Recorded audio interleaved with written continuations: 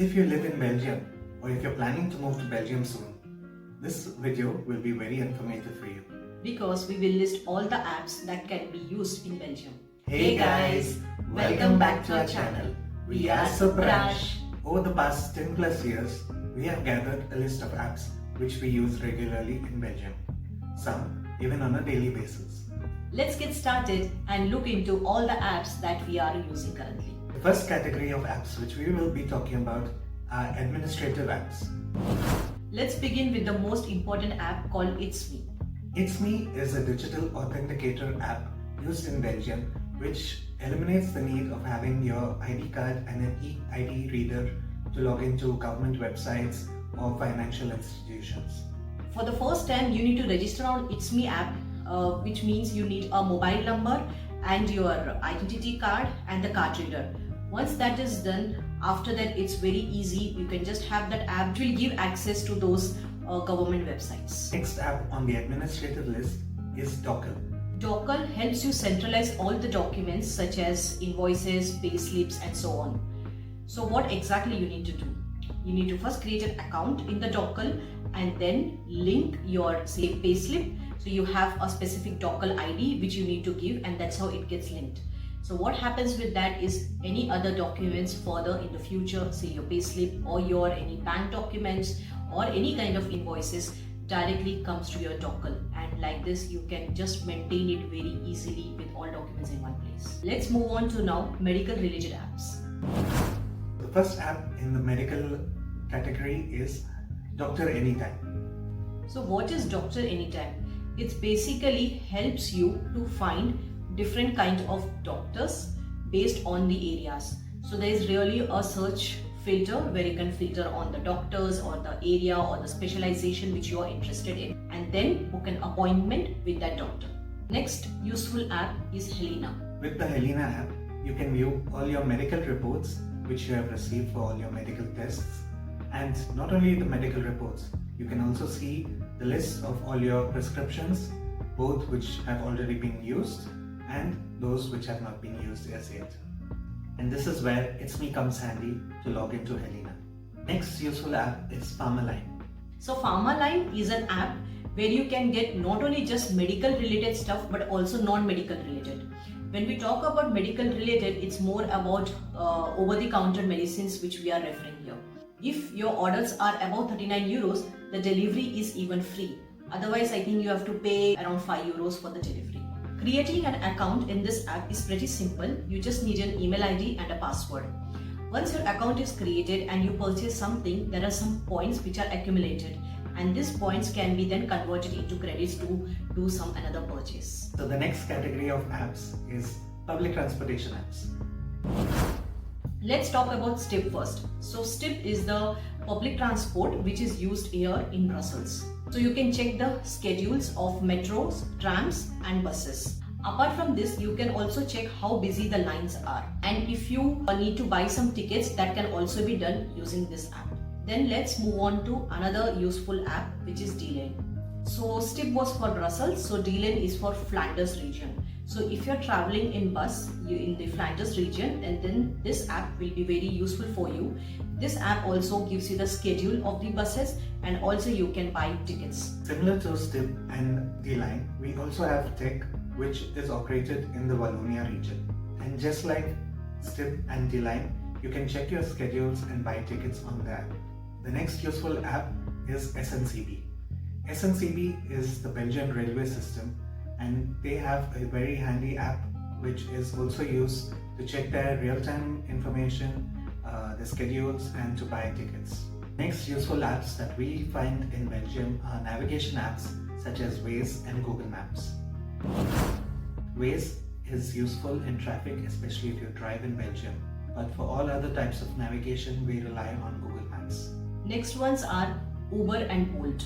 So Uber and Bolt are the apps where you can request for a car ride or e-scooters. You also have some vehicle sharing apps such as Lime, which is again used to rent some electric bikes or electric scooters. Go Sharing, which is again for electric bikes and electric scooters.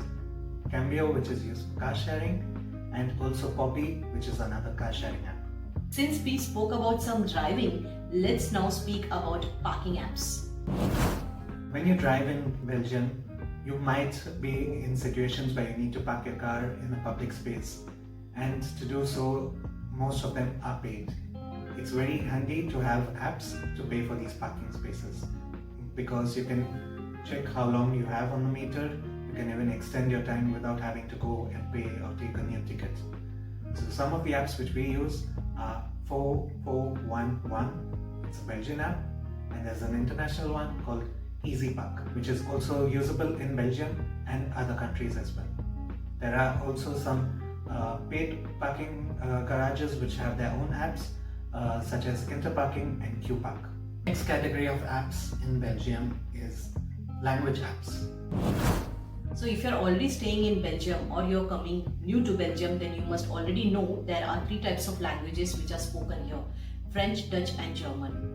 And if you wish to learn any of these languages or any other languages, there's a very famous app called Duolingo.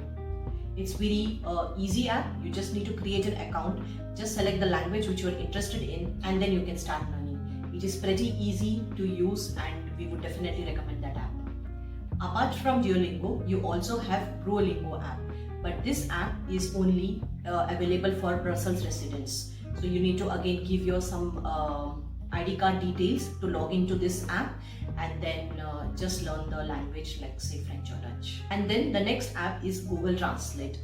We all know about it, but then we thought it is pretty useful to mention because once you are new to Belgium, if you go to a grocery shop or any other restaurants, it's sometimes difficult to understand what it is written, and Google Translate can come handy where it can translate say French or Dutch to your desired language. Next category is food takeout apps.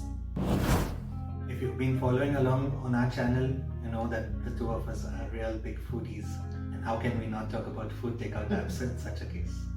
So the food takeout apps which we use in Belgium are Uber Eats, Takeaway and Deliveroo. And while we're still on the topic of food, there's another app which is not one of delivery. It's called Too Good To Go. Here they list out items which are going to expire in a day or two, and here you can go and pick up those items at a reduced price. With all these food takeout apps, you can have a look at all the restaurants which offer their services on these apps, look at their menu, make your selection, and either have it delivered to you for a fee or go and pick them up. The advantages with these apps is that sometimes they have promotions running and you get some discounts. So do keep an eye out for those. And we will list all the links of these apps in the description box down below. If you click on these links and make an account, we and also you will get some referral bonus. Another useful app, and this time not for takeaway but to find restaurants around you, is resto.be. I often look at this app and I find new restaurants to visit. The app is very handy as it has a filter on the cuisines. The next category of apps are telecommunication apps. So the first app that we will talk about is VoIP Discount. VoIP Discount is an internet telephone where you can make calls not only in Belgium but also other countries in the world.